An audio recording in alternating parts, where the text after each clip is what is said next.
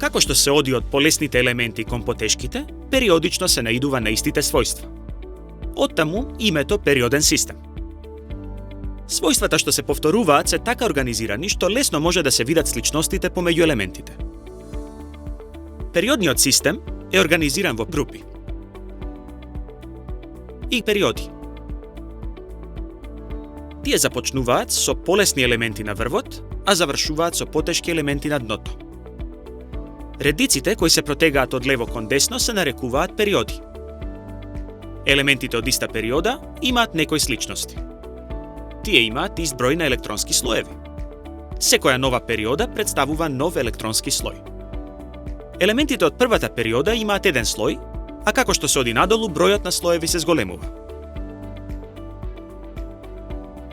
Водородот е во првата периода. Тој има еден слој.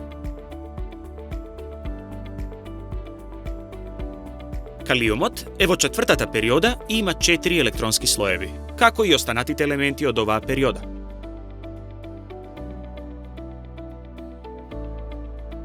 Колоните кои се протегаат надолу од врвот кон дното се групи.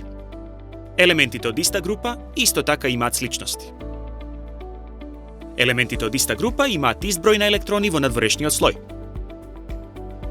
Електроните од надворешниот слој се нарекуваат валентни електрони. Тоа значи дека тие се електрони кои при хемиските реакции образуваат хемиски врски. Бројот на електрони во надворешниот слој влијае на реактивноста на елементите, поради што елементите од иста група имаат слични својства. Бројот на групата ни покажува колку електрони има во последниот слој. Например, да ја погледнеме седмата група.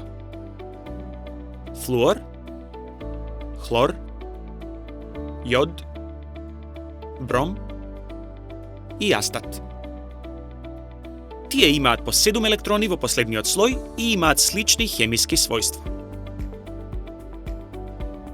Одејќи надолу во групата, како што се оди од периода во периода, се забележуваат постепени промени во својствата. Ако ја погледнеме уште еднаш седмата група, ќе видиме дека секој од елементите е во различна периода од периодниот систем на елементите. Тоа покажува дека секој елемент од оваа група има валентни електрони во различен слој.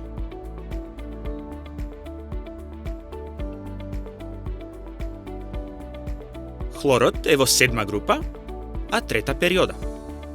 Поради тоа, тој има 3 енергетски нивоа и 7 електрони во последниот електронски слој.